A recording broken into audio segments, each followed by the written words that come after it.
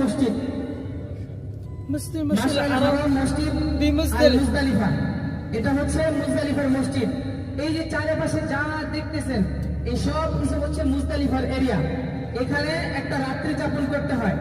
হজের নিয়ম হচ্ছে আপনারা হাজিরা আপনারা আরাফার ময়দানে অবস্থান করবেন। আরাফার ময়দানে ফজরের পর থেকে আরাফার ময়দানে আপনারা মাগরিবের পর পর্যন্ত আপনারা অবস্থান করবেন। কিন্তু মাগরিবের নামাজ আপনারা আরাফার ময়দানে অর্থাৎ আরাফার ময়দানে আপনারা মাগরিবের নামাজটা পড়বেন না।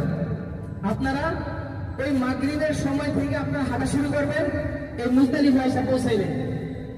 যত রাত্রেই হোক ফজর আগ পর্যন্ত আইসা আপনার পৌঁছাতে হইব।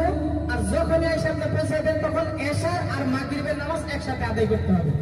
এটা হচ্ছে হাজিদের জন্য একেবারে বিশেষ একটা আমল বা বিশেষ একটা ইবাদত।